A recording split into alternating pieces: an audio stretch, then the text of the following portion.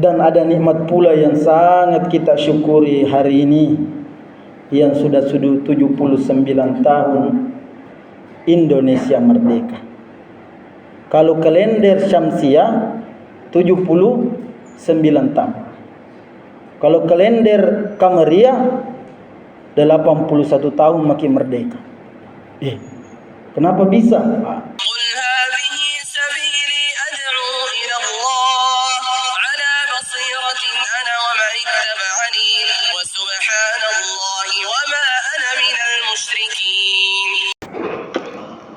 Alhamdulillahi Rabbil Alamin, Al-Qail fi kitabihil karim, wa amma bi ni'mati rabbika fahaddits. Ahmaduhu wa ashkuruhu wa atubu ilaihi wa astaghfiruh. Asyhadu an la ilaha illallah wahdahu la syarika lah, wa asyhadu anna Muhammadan abduhu wa rasuluhu al-mab'utsu rahmatan lil alamin. Amma ba'du. Ayyuhal hadirun, haqqat taqwa, fa innahu la najata wa la najaha wa la falaha fid dunya wal akhirah illa bit taqwa. Ya ayyuhalladzina amanu taqullaha haqqa tuqatih wa la tamutunna illa wa antum muslimun. Ya ayyuhan nas ittaqu rabbakumul ladzi khalaqakum min nafsin wahidah wa khalaqa minha zawjaha wa batha minhuma rijalan katsiran wa nisaa. Wattaqullaha alladzi tasaaluna bihi wal arham innallaha kana 'alaikum raqiba. Ya ayyuhalladzina amanu wa qulu qawlan sadida yuslih lakum a'malakum wa yaghfir lakum dhunubakum wa may yuti'illaha wa rasulahu faqad faza fawzan 'azima. Rabbi shrah li sadri wa yassir li amri wahlul 'uqdatam min lisani yafqahu qawli. Allahumma salli ala Sayyidina Muhammad wa ala alihi wa ashabihi wa man tabi'ahum bi ihsanin ila yaumiddin. Hadirin jamaah salat Jumat rahimakumullah, senantiasa kita memuji Allah Subhanahu wa taala, sebab Dia Allah yang memberikan banyak nikmat kepada kita. Nikmat yang paling berharga, paling bernilai dan aset kita yang tidak ada bandingannya dunia dan segala isinya, yaitu beriman kepada Allah Subhanahu wa taala. Iman ini kalau digadai, apapun yang ada di dunia, jabatan apapun yang ada di dunia ini tidak akan pernah seimbang seleper. Apa yang ada di dunia ini, emas, tidak pernah seluruh emas di dunia ini digadai dengan iman kita, rendah nilainya emas. Jabatan presiden, raja, perdana menteri, perdana menteri, seluruh jabatan-jabatan yang orang-orang yang menginginkannya menempatinya, semuanya tidak seimbang dengan nilai iman yang. Olehnya itu iman ini mesti kita syukuri. Dan alhamdulillah kita bersyukur atas nikmat itu yang menyebabkan kita berkumpul di Jumat yang penuh berkah ini, karena adanya imam yang masih bersemayam di dalam diri kita. Ada saudara kita imannya loyo, lemah, sudah di warning bahwa hari ini hari Jumat dia masih berleha-leha, masih belum bangun dari peraduannya, bahkan ada niatnya tidak ingin hadir salat Jumat. Bahkan ada orang yang lepas imannya. Inilah kecelakaan paling besar. Kalau ada musibah kena seseorang, hilang di kendaraannya, rugi di jualannya, meninggal kerabatnya, itu musibah kecil. Musibah paling besar itu adalah hilangnya iman. Makanya ada doanya Nabi, wala taj'al musibatana fi dinina. Jangan engkau berikan musibah kepada agama kami. Artinya la ilaha illallah dilepas, diganti dengan ilah-ilah yang lain, Tuhan-Tuhan yang lain. Inilah kecelakaan yang besar. Jamaah salat Jumat rahimakumullah. Dan ada nikmat pula yang sangat kita syukuri hari ini, yang sudah 79 tahun Indonesia merdeka. Kalau kalender Syamsiah 79 tahun. Kalau kalender Kamariah 81 tahun makin merdeka. Kenapa bisa? Karena selisih 11 hari antara kalender Kamariah dengan kalender Syamsiah. Indonesia merdeka 9 Ramadan tahun 1346 Hijriah. 36 Hijriah. Jadi kalau dia dihitung berdasarkan tahun 1336 Hijriah, kita sudah merdeka 81 tahun berdasarkan kalender Kamariah. Dan itu dua-duanya dibenarkan. Ada juga orang alergi dengan kalender Syamsiah, kalender bukan Islam. Dua-duanya milik Allah itu kalender itu. Mana ayatnya? Huwallazi ja'ala asy-syamsa diya'an wal qamara nura. Dialah Allah yang menjadikan matahari bersinar, bulan bercahaya. Dua ini benda inilah yang membuat ada kalender Syamsiah, ada kalender Kamariah. Dan yang memverifikasi, membenarkan bahwa Allah membenarkan kedua kalender ini di dalam surah Al-Kahfi. Allah berfirman, "Walabithu fi kahfihim 300 sinina wasdadu tis'a."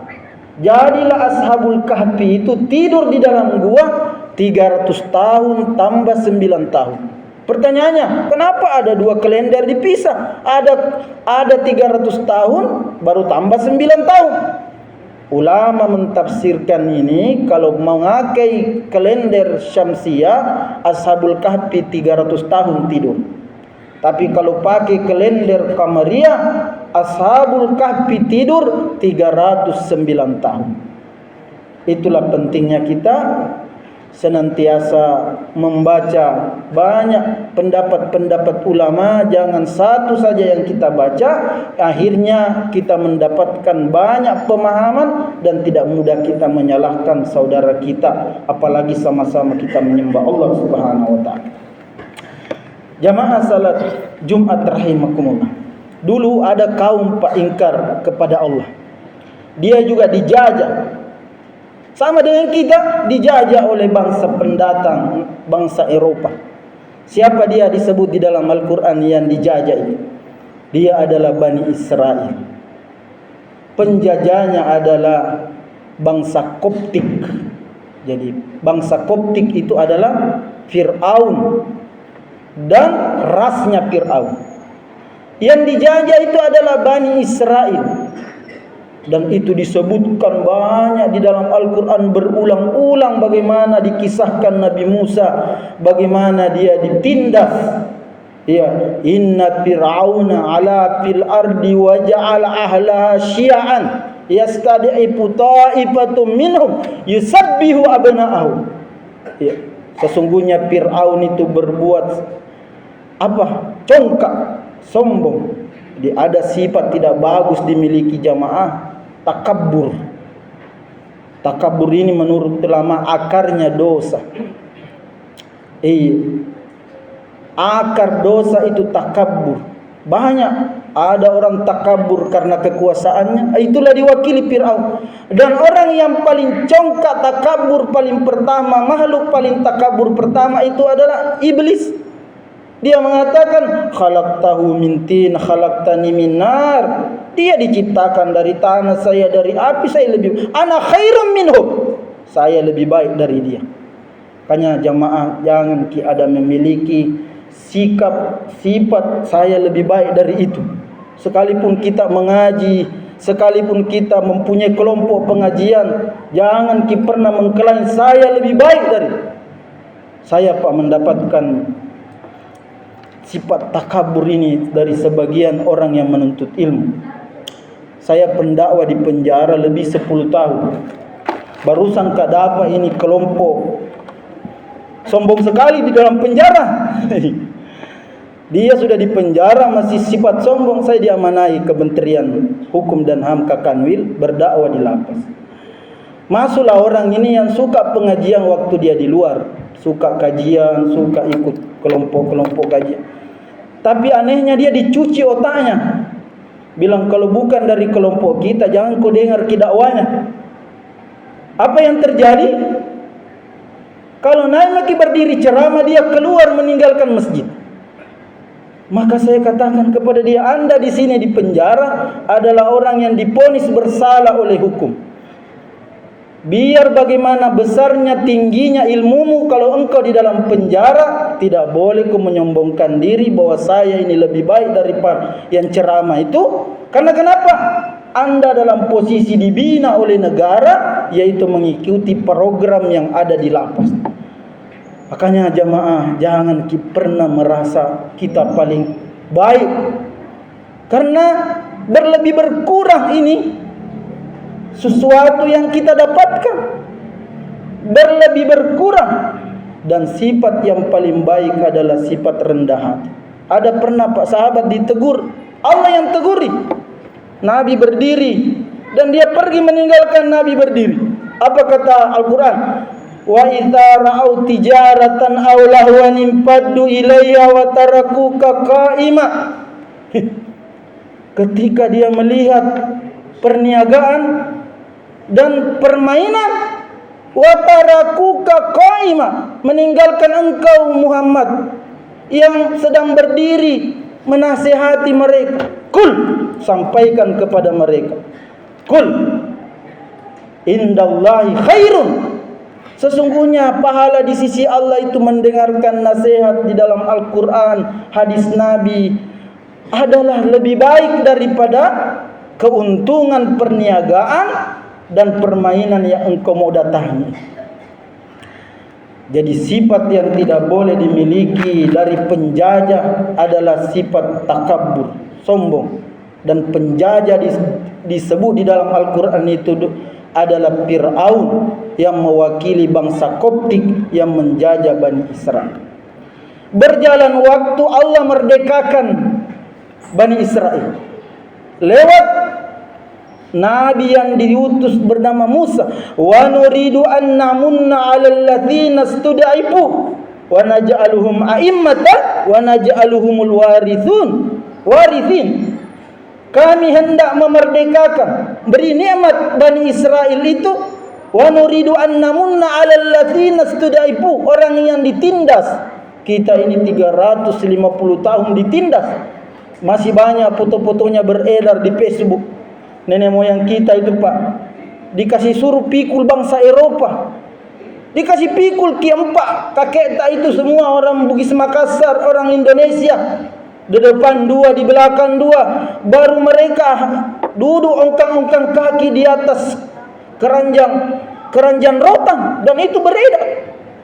Begitu buruknya namanya dijajah, begitu jeleknya namanya dijajah. Tidak ada harganya manusia. Dia bekerja tidak digaji, dikasih makan seadanya, dan Allah karuniakan kemerdekaan, dan itu nikmat dari Allah. Wa ma bikum min ni'matin fa min Allah.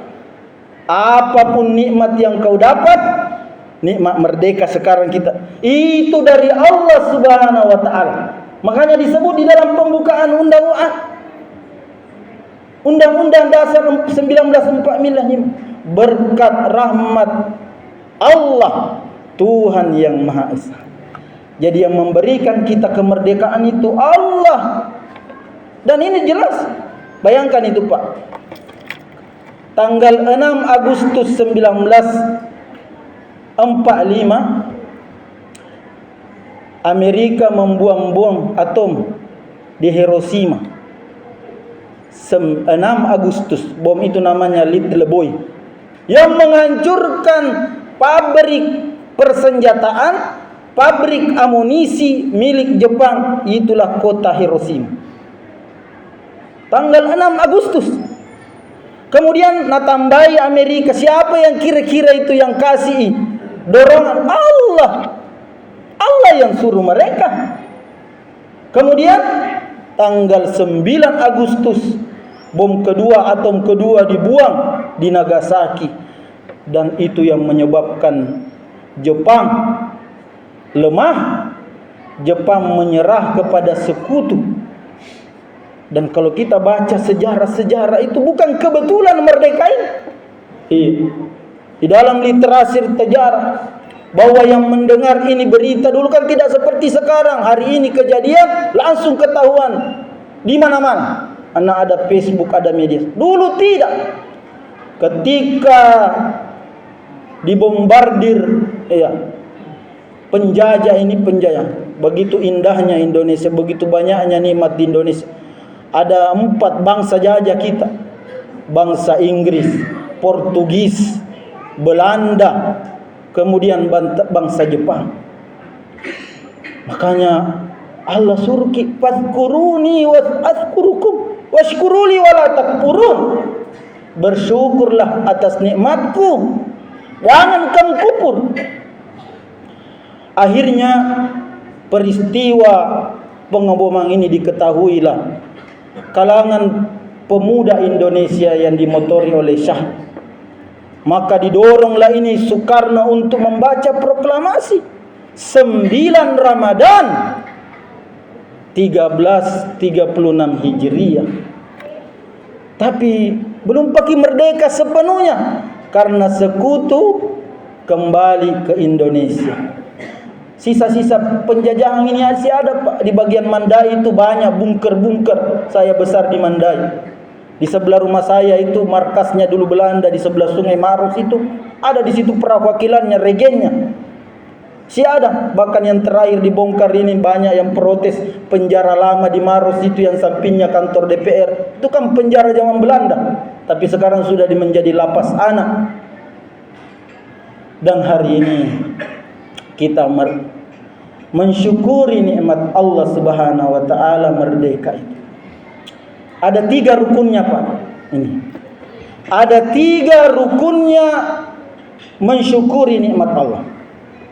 Pertama, membenarkan di dalam hati bahwa nikmat itu dari Allah.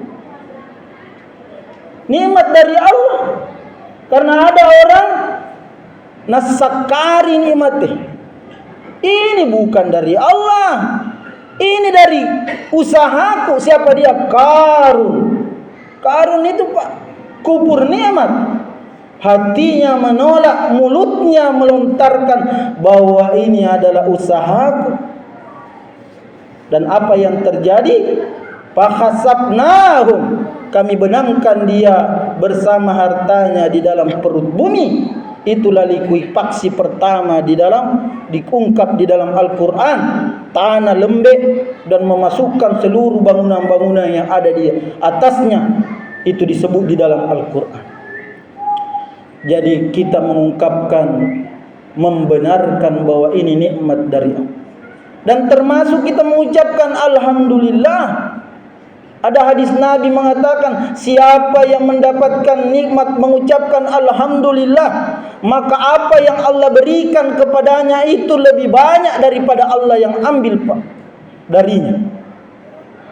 Jadi membenarkan di dalam hati ini salah satu rukunnya mensyukuri nikmat Allah Subhanahu wa taala. Karena nikmat merdeka ini, Pak, luar biasa. Lihat bagi saudara yang sekarang dijajah. Begitu buruknya itu yang namanya dijajah. Palestina yang sudah 70 tahun juga lebih ya dijajah. Dia sejak 1948 karena gara-gara runtuhnya kekhilafan Islam. Itu jeleknya kalau tidak ada pemimpin kita.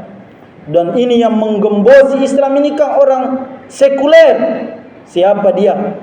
Kemal Atatürk, yang meruntuhkan Khalifah Utsmani di mana? Di Turki, yang mengusir pemimpin Islam keturunan Nabi sallallahu alaihi wasallam, diusir, meninggalkan istananya, dan jadilah ada seorang Yahudi ekstrim namanya Theodore Herzl yang meminta satu negara tempat agar bisa mengumpulkan orang-orang Yahudi, dan disitulah Kemal Atatürk menyetujui tempat itu diberikan dan direstui oleh Amerika, Inggris, Perancis, dan mereka merampas tanah Palestina, tanah yang melahirkan banyak nabi dan rasul.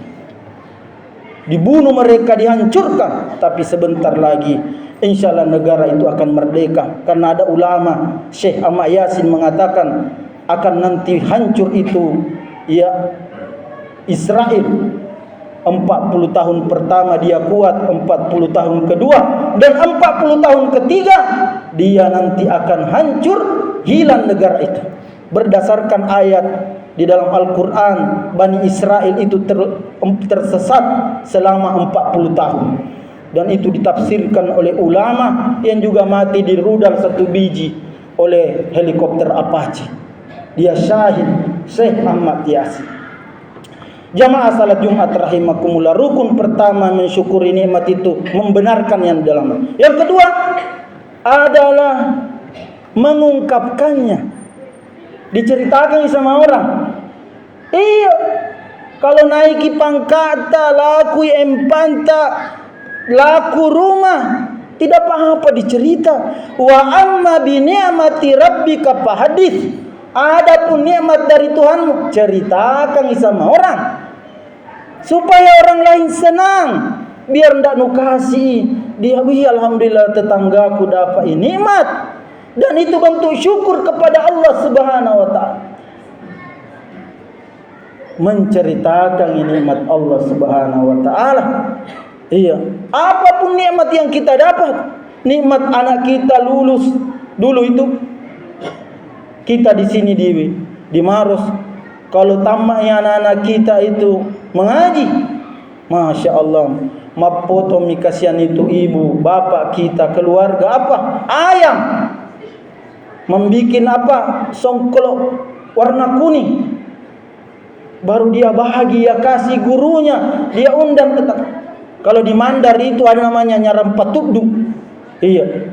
Nah, kasih naik di kuda.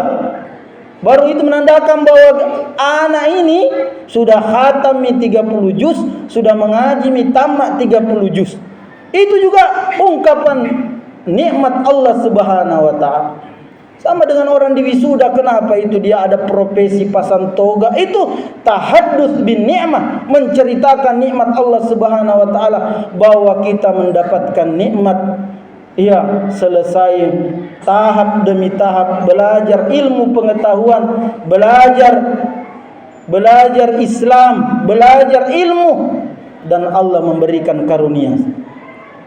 Jadi rukun yang kedua mensyukuri nikmat Allah adalah menceritakan. Termasuk ini 17 Agustus. Itu kan kenapa ada perayaan berulang. Ini mengungkapkan nikmat Allah kepada seluruh negara-negara, bahwa bangsa Indonesia itu merdeka 17 Agustus 1945. Dan menurut salah seorang tokoh nasional, bangsa Indonesia itu satu-satunya negara yang merdeka dengan melawan. Merdeka dengan melawan. Berarti di uranena. Ada orang Pak disebut di dalam Al-Quran, minal mu'minina rijalun sadaku ma'ahadallahu alaihi. Sebagian orang yang beriman itu ada rijal. Apa itu rijal? Buraknena burakne. Tena namalla. Mana berendele kana? Biar senjata dan orang tua kita dulu bambu runcing. Dan itu disebut laki-laki. Sama dengan baru-baru ini yang syahid dibunuh oleh penjajah Ismail Haniyah. Itu ciri-cirinya disebut di dalam Al-Quran, minal mu'minina rijalun sadaku ma'ahadallahu alaihi minhum mangkadallah nahbahu. Di antara mereka ada yang wafat, ada mati syahid. Wa minhum mayyantaziru, dan ada di antara mereka menunggu-nunggu kapan kak mati syahid itu. Salah satunya kalau di zaman Nabi adalah Khalid bin Walid, menunggu-nunggu kapan mati syahid. Sebenarnya dia tidak mati syahid di medan perang, tapi ada anak seorang penjahat besar mati syahid. Siapa dia? Ikrimah bin Abu Jahal. Bapaknya penjahat besar, tapi dia masuk Islam. Ikrimah dia taubat dan dia mati di perang Yarmuk. Itulah salah satu laki-lakinya laki-laki. Allah hapus dosanya masa lalunya menjadi seorang pejuang. Jadi diceritakan nih, termasuk kita itu menaikkan bendera merah putih. Iya Pak, gembira ki merdeka, upacara bendera, keluar semua peralatan-peralatan perang, memperlihatkan kepada bangsa-bangsa lain bahwa kami ini adalah bangsa yang merdeka, tidak boleh dijajah. Yang terakhir jamaah, salat Jumat rahimakumullah, menggunakan nikmat Allah itu untuk ketaatan. Kita kan ini dikaruniai merdeka, bisa pergi kemana-mana, ada kendaraan tak, ada mobil tak, ada uang di rekening. Nikmat itu yang ada pada kita tidak boleh digunakan untuk maksiat.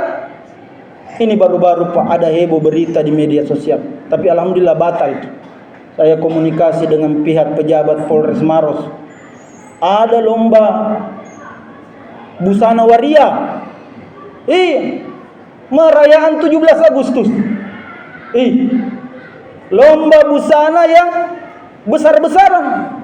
Tapi alhamdulillah banyak tokoh agama SMI saya langsung lanjutkan kepada pihak pejabat terkait.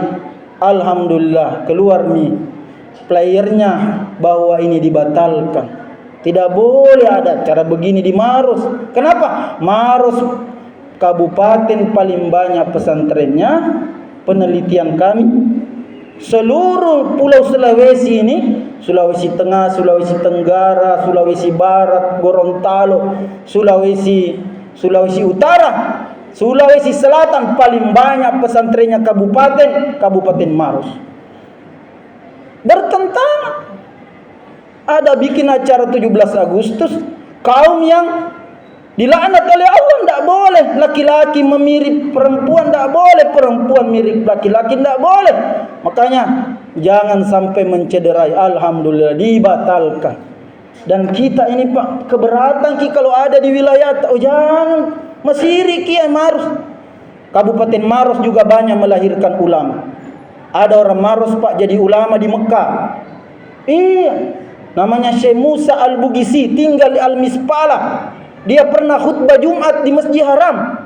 Dan dia juga warga Saudi. Orang Maros pernah ketemu dengannya, bilang, mak basaugi no lah, mak basaugi no. Tahun 90-an dia ketemu. Dan dia diberi kesempatan khutbah Jumat di Masjid Haram karena dia lulusan terbaik di salah satu universitas di Arab Saudi. Makanya dia dipersilahkan jadi imam, dipersilahkan menjadi khatib. Tahu maru orang Bugis. Berkah ini kampung tak, tidak boleh ada kegiatan. Ini juga ini ada posting yang beredar, tapi bukan jadi Sulawesi Selatan. 17 Agustus, jadi ada uangnya. Tapi dia mau merayakan 17 Agustus agak lomba minut tua. Iya, lomba minut tua. Itu beredar, tapi bukan di Indonesia, di sini. Di mana saya lihat di NTT, memang di sana minoritas. Tapi ada pasti pesta-pesta kecil. Saya sampaikan sebagai penutup jamaah. Baru-baru ini di Maros ada orang dibunuh gara-gara tua. Keberatan Pak kalau ada di dekat rumah tak orang berkumpul 2-3 baru minum itu keberatan. Karena ini yang terjadi nih. Di mana? Di ada Tongeng. 3 anak muda masuk di TV One. Minum. Ada orang lewat nak klakson motor. Tersinggung nih. Nak datangi, nak pukul, nak keroyok, nak tikam mati. Saya tanya di penjara, kenapa kau bunuh orang? Bilang klakson Ustaz. Masa klakson kau bunuh orang? Abang bilang tidak mau ditegur. Pirasat saya bilang kai pura minumnya. Minum kok? Bilang iya, sementara minum kau. Itu minuman keras Pak. Kalau masuk di badannya seorang anak muda, hilang sifat manusianya, menjadi sifat binatang, menjadi sifat keji dia tidak lihat ini kerabatnya, temannya, tetangganya. Kalau ada badi di pinggangnya natika. Ini terjadi lagi nih. Di mana? Di Tandra Lili, di Lontang. Sama-sama minum, mak geyai. Apa yang terjadi? Berkelahi. Penjual lontangnya itu, aku si bajirin ini, diparang itu dia. Saya ceramai dia. Iya, dan yang paling heboh ini Pak, di Sulawesi Tenggara. Mageai parinut tuai berdebai yang mana duluan telur na ayam. Berdebai yang mana duluan telur na ayam. Akhirnya tidak ada yang mau kalah. Dia baku tikam dan mati, dan itu heboh beritanya. Mereka baku bunuh gara-gara berdebat. Iya, yang mana duluan telur dengan ayam. Itulah buktinya peminum, Pak. Masalah kecil na besar-besarkan. Jalanan lurus na bilang bengkok. Kalau dia tidak nak celakai dirinya, itu dia tabrak jalanan, mati di jalan, nak celakai orang lain. Olehnya ini saya minta kalau ada di sekitar kita wilayah keberatan, dinasehati dia kalau masih kerabat jangan ki minum-minum. Ku celakai dirimu nanti itu, kalau bukan dirimu orang lain ku celakai. Kalau masih nak ulangi, saya rekomendasikan ki lapor ki di Babinkan Tipmas. Ada anggota polisi itu setiap lurah lapor sama Babinsa bagian hanya TNI. Bilang ini anak muda nanti dia mengamuk. Kalau mabuk nak lempar rumah, tolong dihentikan dia minum-minum karena nak celakai dirinya nanti kalau bukan orang lain yang nak celakai. Inilah salah satu kita mensyukuri nikmat Allah, mencegah kemungkaran di sekitar kita, dan semoga kita semua termasuk hamba Allah yang mensyukuri nikmat Allah, yang insyaallah Allah akan menambah nikmat tersebut.